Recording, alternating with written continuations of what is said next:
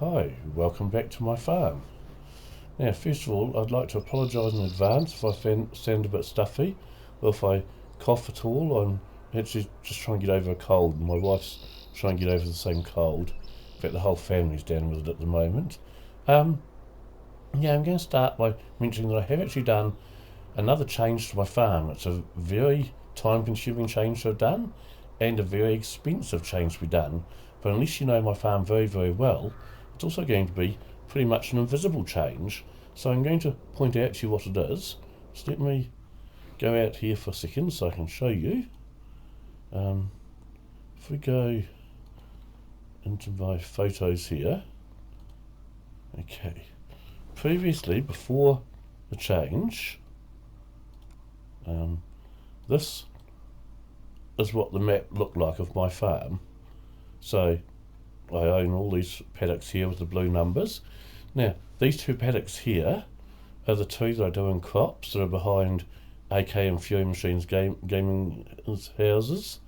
Okay, so they're crop fields. These 6 here are the 6 that I do for mowing grass. And then all these ones here have all got painted grass in them, and they're all for my animals. And there's actually more than it looks there, because this one's split into 2. So there's 1, 2, 3, 4, 5, 6, 7, 8 fields there.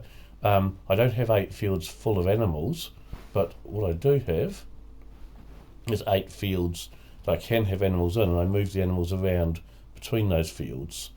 So what I've done, if we now go back to the actual game and then bring up the same map here and come down here, and I shall show you. I'll just zoom in on there again so I can demonstrate. So you can see it there. So I've still got these same 2 fields here for crops, but now what I've done is I've actually ploughed up all of my animal fields and planted grass in them. Plus, on top of that, I've also added troughs into all of these fields, these 6 that were my mowing fields. So I've now got, instead of 8 animal fields and 6 mowing fields, I've got 16 grass fields that can be used for animals or mowing. So I can mow all these ones up here, and I can also put animals in ones down here. Now, one thing, so if we go down here, these are the paddocks either side of me right now are ones that were previously just for mowing to make bales out of, and that's all. And as you can see, I can now have animals on them. Let's jump that gate. So all these ones have the troughs, and if I go to the, I think it's that, no, it's not that button, sorry. Which button is it? So I've got cows in here at the moment, because obviously I've only just planted the fields that were my original animal fields, so the grass is still growing in them, which is why I've moved all the cows down here. Now this paddock here, generally speaking, on a modern farm, this would have to be fenced off from the waterway there if I'm going to have cows in this paddock. But because my farm's set in the 1980s, of course, you didn't have to have it fenced off then. So I do have to have troughs over here, because without troughs I can't put animals in the field. But I've also got water flowing down there that the cows could also drink from if the bank's not too steep for them to get down. And I think, or just there, it's definitely not too steep for them to get down. Okay, now it's actually time to harvest the grapes too, so that's going to be my next job. So we'll just jump over here. One thing I'm going to show you about grape harvesting first, okay? So when you go into the store and go to Grape Technology, in the base game with no DLCs or anything, this is the only grape harvester that you have. And this one I actually find quite hard to use because the cabinet is off to one side and it makes it quite difficult to use. Now I haven't gone to have a look at what free grape harvesters you can download from different websites or anything, but there is an Aero one here which is a DLC pack, and I think that costs a couple of dollars, and that one has the cabin right in the middle. Or if you prefer, you could shell out for the Oxbow pack, which comes with a whole lot of bits and pieces, and this grape harvester here is one of them. It also has the cabin in the middle. So if any of you are actually going to get seriously into grape harvesting, I recommend that you don't go with the space game harvester here with the cabin off to one side. It's just too hard to use. But go with one of those two, or have a look and see if you can find another one with the cabin in the middle that you can perhaps download for free. Okay, so on this occasion I'm using the oxbow one, and you can see the grapes there all ready to harvest. Now, an interesting thing with the grape harvester here, and if you've ever watched any of AK's videos, you'll know that he uses a self-leveling combine harvester. Well, all of the grape harvesters, because the grapes are always vertical, you can see them there, so it doesn't matter if they're on a hillside or not, the actual vines themselves will be vertical. So when you turn a grape harvester on, it will automatically go to vertical. So if you've got it parked on a hill, it will level up like that. Okay? And the reason that you really want one with a cabin in the middle is I've always found it so much easier when harvesting grapes to use the in-cab view here. As I said, with that New Holland one, it's actually quite hard to tell. Now, what have I done wrong here? It doesn't seem to be working.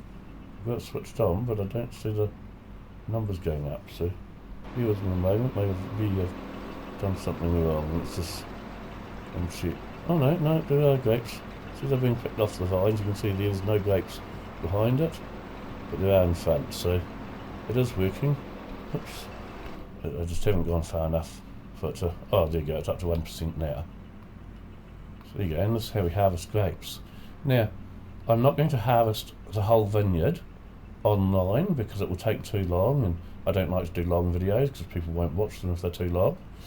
But I will keep a tally of how much it costs, how much money I get for the grapes. Because all this equipment, this harvester I'm using right now and things, is leased, it's not bought. But I know that it cost me $500,000 to put all these vines in. And what I want to work out is how much money I get for the grapes, because then that will tell me how many times you have to do a harvest, like how many seasons, before a vineyard pays for itself. And I'm quite interested in knowing that, just out of curiosity's sake. Now, I would imagine that no matter what size your vineyard is, it's going to take the same number of harvests to make your money back, not counting the purchase or leasing of equipment, simply because if you do a smaller grapevine, a smaller vineyard, it will cost less to put it in, but you'd also have to harvest it a lot more to get fewer grapes. So I imagine that as a percentage, no matter what size vineyard you do, it's going to work out the same number of harvests to make the money back. So I'm just quite interested in knowing that for my own sake, and so I will share that with you once I've established that. Now, one thing I will be doing here is I'll just be taking the grapes straight down to the shop to sell them as I fill the trailer, because I don't have any way of storing grapes or in fact any other crops. Because this is mainly a dairy farm, I simply don't have any crop silos in at the moment or anything, and when I've only got 2 fields for crops, I don't think it's worth putting in silos either. It's worth taking the hit and just selling them at the time for whatever the price is at the time. Now, there are 2 other things I wanted to discuss, or one other thing, which is 2 things I want to discuss with you on this video. One of my other interests is I love looking on YouTube or reading books and what have you about big equipment and things, you know, whether it's big tractors on farms or big earth moving machinery or anything else. I love doing that, and there's 2, one that I discovered quite some time ago and one that I've just discovered the other day, which I thought were really interesting. So I'm going to talk about them a wee bit, and then I will show you pictures of them as well, so you actually see what it is I'm talking about as well. So I'll just try to make sure I get to the right vine. That one's the next one. I didn't really make the ends quite big enough. I should have made a wee bit more space at the end of each row for getting this turned around. I thought I would have left enough space. Turns out I haven't. So anyway, I'm going to talk to you about these 2 bits of equipment sort of thing that I have been learning about, and both of them, if you want to Google them or look at YouTube on them yourself afterwards, if they seem of interest to you, then please feel free to do so. So the first one is what's called an Overland train. Now, the overland trains, there were 3 of them made in total, and they were designed and built by a Frenchman, but they were built deliberately for the purpose of building them to sell to the US Army to use, so the US Army could use them. What it is, first of all, one of the reasons they're called an overland train is because they have like an engine at the front and they pull a whole lot of wagons, but also, like any modern diesel electric train, they run by having diesel engines or engines that run generators, and the generators are powering electric motors, and they have one electric motor in each wheel. So every wheel of these overland trains is a powered wheel. Now, and the biggest of the 3 had 54 wheels on it, so it was 54-wheel drive. Now, so what it basically was a huge, and when I say huge, as I say, we'll be showing you pictures of these later on in the video, okay? The wheels, each wheel was between 9 and 15 feet in diameter, because one of the specifications that the US Army said that it had to be able to do was that it had to be able to cross a river to a maximum depth of 4.5 metres. So they had to design something that could cross a river of 4.5 metres depth. So these are absolutely huge. And as I said, you had a power unit at the front and then a number of trailers towing behind it. So it didn't go on rails like a train normally would. And every wheel, including all the wheels on the trailers, were all powered. Okay? Now, interesting things with these overland trains. The first one that of the 3 that was made was nicknamed the Snow Train, and it was sent to Alaska. Now, it had room in the cabin to sleep up to 6 people. It actually only had 3 beds, but the way each bed was put in, it could be changed to a bunk for future if they wanted to. So when it was actually made, it could only sleep 3 people, so it had a crew of 3, but was made so it would be very, very easy to have a crew of up to 6 if you wanted to, simply by changing the beds that were in there for bunks. They also had their own built-in toilets and things. So basically it was built for extreme weather situations. They wanted to make sure that people could basically live in this whole thing without ever having to step out of the cabin.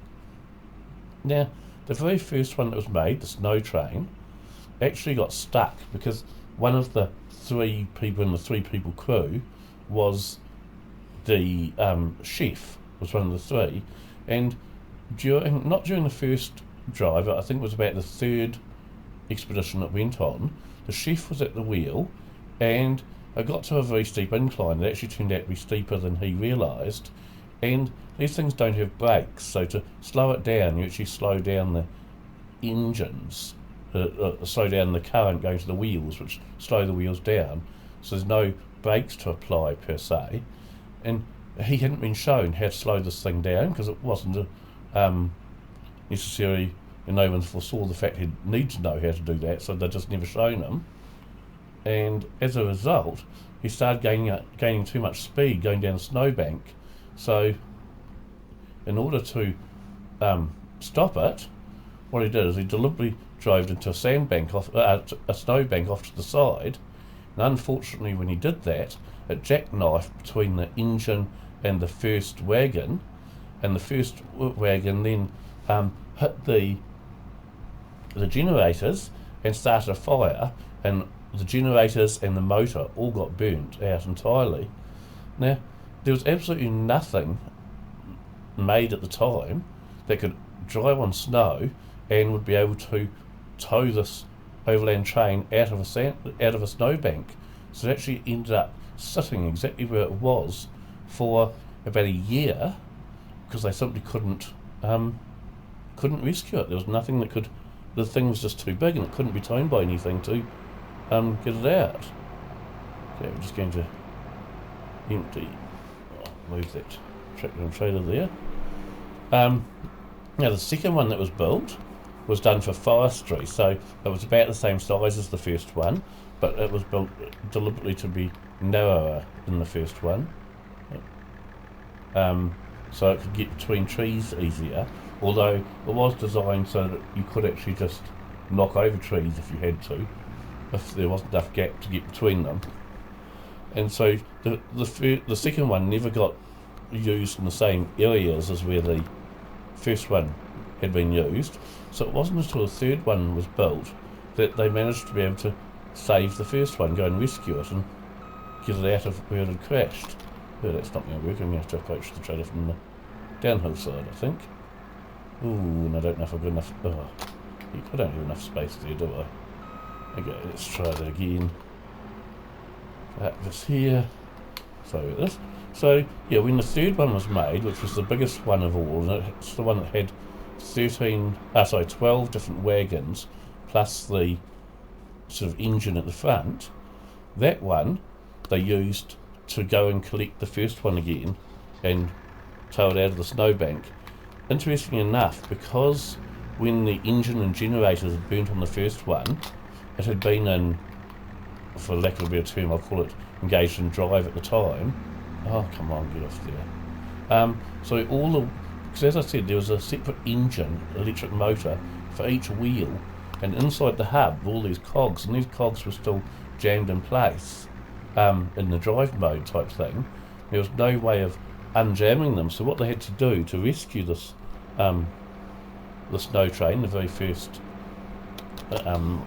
one, was to actually pull the hub apart and smash up one of the cogs. Remember, it was what was it? It was 13 times 12 times 4, which was 48, and then another 6. So it was 54 wheel drive, so it had 54 hubs they had to do this to. Why is it not emptying? What button do I need to empty it? Right, I can turn it off for the time being. Start overloading I.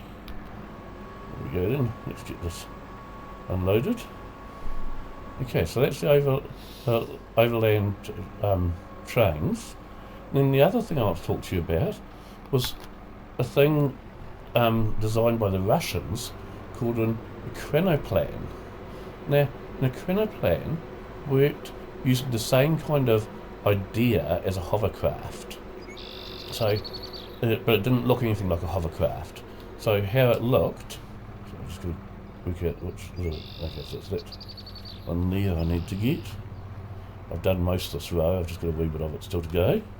So how it worked is it ran on a cushion of air, and in theory it could go over both land and sea, although to run over land you'd have to have a fairly flat surface, maybe if it was a desert or a huge span of football fields or something, because this thing only ran between 5 and 10 metres above the ground, so it was very, very close to the ground. Now, if you've ever seen a plane take off, especially a heavy plane, there you go, that row's finished now, so now I can go back to the next row. Okay, you'll see that after they take off from the ground, before they actually start to gain real altitude, they might carry on parallel to the ground or slightly off the ground for a wee bit first. And the reason they do this is when an aeroplane or anything else takes off from the ground, it creates a cushion of air underneath it. But that cushion of air only works when it's very, very low to the ground. So the Ekranoplan, designed by the Russians, and there's only one actual working one ever finished, which I'll be showing you pictures of shortly. It looked pretty much like an aeroplane, but with wings that were much, much shorter than a plane's wings would normally be. And the interesting thing is, because this was built during the time of the Cold War, and the Americans, there was, they saw, I believe, a sortie flew over it or something when it was being built, and it was being built in water, with sort of docks, temporary docks put up all around it. They couldn't work out what the heck this thing was. So it looked like an aeroplane, but obviously the wings were far, far too short for a plane of its size to be able to take off. So they had no idea what it was. So they kind of kept an eye on it as much as they could. And interestingly enough, the very, very first drones, the Army had invented the very first drones by the time of the Cold War, and they did consider sending a drone over to try and get a better idea of what it was. but they decided against that because the drones just weren't reliable enough. You didn't have good enough control, so they thought that they might lose that sort of secret technology trying to find out about this Russian secret technology. So, yeah, how these Ekranoplans work is they have 8 engines at the front, and 6 of those engines, the only thing they're doing is pushing air underneath the Ekranoplan to create a cushion of air and to lift it off the ground slightly. Then only 2 of the engines are actually powering it forwards. And as I said, there was only 1 of them ever made, and it did a few test flights. They know it did definitely work, but it was never actually put in service or anything. The advantage of the Ekranoplan is because it didn't actually run in the water, but it was between 5 and 10 metres above the water's surface, any sonar for picking up ships and submarine couldn't pick it up. Because although it did disturb the water, just the cushion of air underneath it did disturb the water, it only disturbed the water by making waves in the water, and since sonar is deliberately designed to ignore the wave movement and it's looking for actual, the water being broken by a ship's hull or submarine's hull or something, it just ignored the waves that the Ekranoplan was creating. So they weren't terribly big, much smaller than a boat's waves, since it wasn't touching the water. And because it was so low to the ground, it also couldn't be picked up by radar.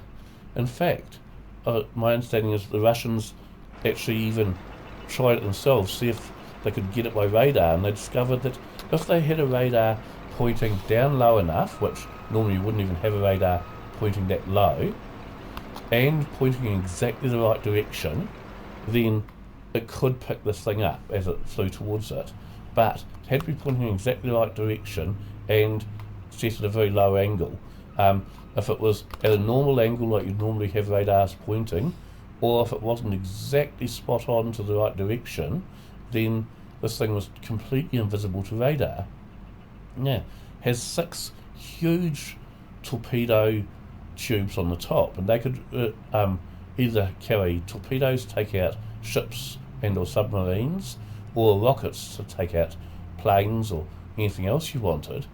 And these missiles had a range of about 40 kilometres, and the Ekranoplan itself had a top speed of 550 kilometres. So it would have been a very, very deadly weapon had it gone service. Being able to travel at 550 kilometres an hour, with a range of 40 kilometres, wouldn't even have to get close to its target in order to take out the target. And being radar proof, you'd have no advance warning that there's missiles coming in to take you out, because again they'd be too low to be picked up by radar or anything. So I thought that was quite an interesting thing, and there are definitely a lot of YouTube videos on it, including, you can even see through the interior of it. Now I'll just finish this row of grapes, then I'll take you to look at the actual pictures of these 2 things I've just been talking to you about. And I hope that hasn't bored you, but I just found it quite interesting, so I wanted to share it. Now let's just go back out here. This is the only way I know of getting out of the game without actually quitting the game. If we go back into the photos again, okay, so I'll show you the Overland trains first. So this is the first one that was ever made. You can see the size of it there, but compared to that pickup truck. This one is the one that was nicknamed the Snow Train. It had 3 wagons behind it, and this is the one that got stuck in a snowbank and stayed there for over a year. Okay, then this here is the second one that was ever made, and it's much skinnier than that first one. And then this is the third, and by far the largest. Now, this is just the engine part of it at the front, and that's now restored in a museum. But the whole thing, you can see it here, this is the same one but painted in a different colour. Now, this one here, as well as having engines and generators at the front here, it had them spread sporadically throughout the length of the train as well.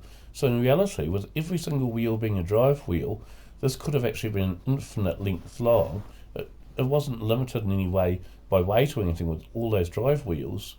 I think that's, oh yes, that's all the pictures I've got of the Overland trains. So that's the third one, second one, oh sorry, that's still the third one, the second one, and the first one. Now I'll show you the pictures of the Ekranoplan. Now if you're wanting to find this one and look it up, because it was actually, I forgot to tell you, this it was nicknamed the Caspian Sea Monster, and the reason for that is I told you about how the US Air Force saw it when it was being built. They had no idea what it was or anything, so they thought it was an aeroplane, but the wings simply weren't long enough for a plane of this size. This thing is huge.